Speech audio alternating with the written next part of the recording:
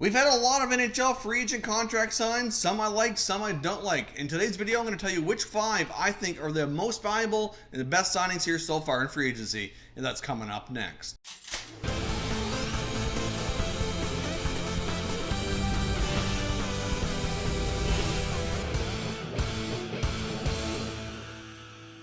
Welcome back here to Top Shelf Hockey. Now, as I mentioned, I'm going to tell you who I think are the most 5 valuable free agent contracts signed during free agency here since July the 1st. Of course, as always, want to hear your thoughts and opinions on these signings, and you can let me know who you think are the most valuable signings so far in free agency. Now, first up, we get Wayne Simmonds of the New Jersey Devils, who signed a 1-year contract at $5 million.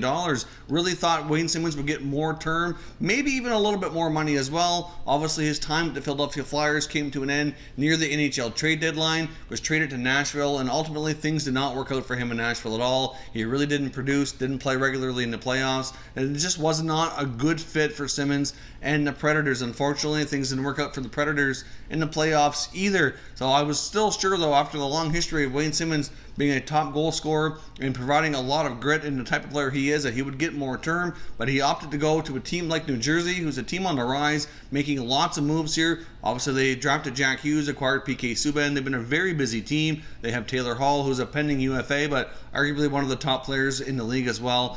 So Simmons took a prove-it-to-me kind of contract where he's going to go to New Jersey, reprove himself, and then try to get himself a better contract here next year, longer term. Obviously, Simmons isn't quite as young as he used to be, but many feel, including himself, that he can still score at a good rate. And I think longer term here, this might prove to be an excellent signing by the Devils. If this turns out to be a good fit for Simmons and a nice value contract for the Devils, like I think it will be, they'll likely look to extend him and keep him in the fold. Next up, we have the New York Islanders re-signing captain Anders Lee to a 7-year contract at $7 million. Now, it was really important for the Islanders to retain their captain here, and many were kind of concerned that he might be leaving after this contract was not announced until much later into the first day of free agency. Obviously, many were concerned they'd have the repeat of last year where their captain ended up leaving. But after hearing all the reports and interviews from Anders Lee and Lou Lamoriello, basically, from what I understand here, it looks as though that Lee and Lou kind of had a bit of an agreement on exactly how the contract needed to go. But he gave Lamoriello some flexibility here because he knew he was working on other things like the goaltending situation and Artemi Panarin, which ultimately did not work out.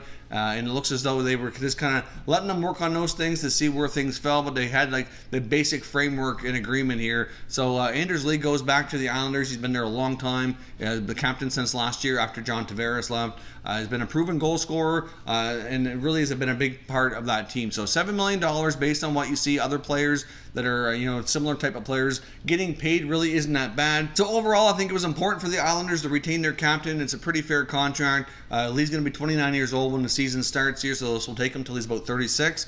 If he continues to produce at the level that he has, $7 million contract in a few years' time is going to look pretty solid here. So I'm a fan of this contract, and I think the Islanders are going to get great value out of having Anders Lee in the fold longer term. Next up, we got the Chicago Blackhawks signing former Islanders goaltender Robin Lehner to a 1-year, $5 million contract as well. Now, of course, Leonard was wanting to return to the Islanders, and I wasn't real pleased how the Islanders handled that situation, but I do understand where it's coming from.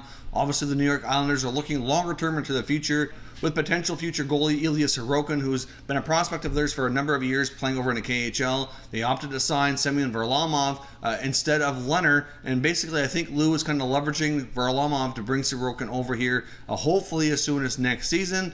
A couple of key things in case you don't know is Sorokin and Varlamov share the same agent, and they're also pretty good friends. So obviously that will likely entice Sorokin to come over. Varlamov can help him get used to life in North America, get life being a professional in the NHL. Obviously things are quite a bit different in between the two leagues, and that very well might be the chip they need to kind of entice their top prospect goalie to come over and play. So obviously it's a bit of a move here that many may not like, but longer term might prove to be okay. I just feel bad for Robin Lehner because he really wanted to stay with the Islanders after everything he'd been through personally and helped battle through, and the Islanders helped him. It would have been nice to see them remain together, and Lehner still could have been a pretty solid, even better placeholder in my opinion for Sorokin than Varlamov would be. But the Chicago Blackhawks swooped in here, grabbed him on a 1-year contract. Of course, they got Corey Crawford, who's battled a lot of concussions and health problems, and they now have that top insurance piece. If Crawford can't go, they've got Leonard to fall back on here. Leonard very well might end up being the starter anyways and get more of the action. It's really hard to say,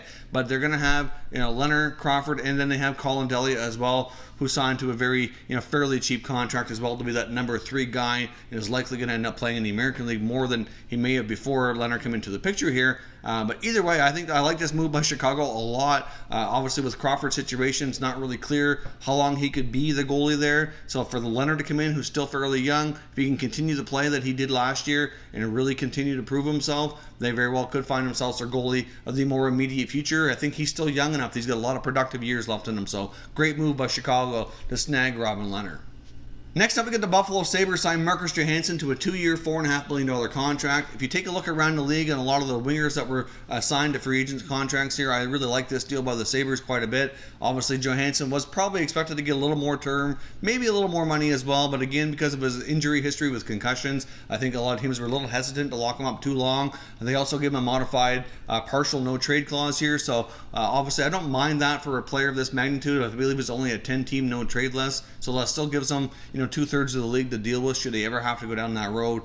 So I don't mind that contract at all. If you compare what he's making to like Jeff Skinner and Jack Eichel on that Sabres team, it's really quite a bargain deal. He can play with those guys. He can play like anywhere from first to second, third line, up and down the lineup, be a very versatile forward, short term, good value. He performed really well with Boston, especially in the playoffs, was very key for them. So this guy's got some big game experience as well, and I just really like this signing. I think it's great for Buffalo. So I think they're going to get a lot of value of having Johansson there for a couple of years. And lastly here, we've got Matt Duchene signing with the Nashville Predators. Now, he signed a 7-year contract at $8 million, which is really going to prove to be a great signing longer term. I really thought when we saw the Kevin Hayes signing with the Flyers over $7 million per year that Duchene would end up pushing his price tag up to $9.5, $10. But obviously, tax-friendly Tennessee, it really kind of helped keep that value down a little bit here. But still, if you think about it, I really think he could have driven a harder bargain and maybe gotten more money if he really wanted to push it. But obviously, he really wanted to go to Nashville. He obviously factored in, the tax difference and whatnot, and took a fairly good contract in my opinion here. This is the type of contract that was believed to have been offered by the Senators before he was ever traded. So for him to get the same kind of money in Nashville, pay less tax, and keep more money in his pocket is certainly a pretty solid deal, I think, for him as well as the team. And I think longer term, this is going to prove to be very valuable, especially as we see the cap rise slowly here over the next couple of years. And compared to some of the other contracts we've seen, like you compared Duchene to Panarin, for example, who's making substantially more money. If you take a look at their production, it's not that substantially more on Panarin's side. So obviously, this is going to prove to be a good value, fairly reasonable, maybe not call it a bargain, but very valuable contract for the Predators longer term. They can shed some salary once one of their other center icemen, probably Kyle Turris being the odd man out there, then this Predators team I think will be much stronger and deeper down the middle than they've ever have. And between Johansson and Duchene being the top 1-2 will certainly help this team quite a bit here. So I really like the contract for Duchene in the Nashville Predators. I really thought he was going to end up taking a lot more money. So the fact that he didn't really shows he wants to be there, and I think it'll be a great deal longer term. So that is my top 5 signings here for the NHL top value contracts that we've seen so far in free agency. Of course, like I said, as always, I want to hear your thoughts and what you think are the top 5 valuable contracts signed so far as well, and we'll continue the conversation. Now, if you're new to the channel, consider subscribing. There's a nice subscribe button right here you can click on, so make sure you do that. And of course, as always, if you haven't caught my latest video talking about all the latest NHL trade rumors, there'll be a link to that over here as well. You can watch that to make sure you're all up to date. Thank you very much for watching, and I will catch you next time.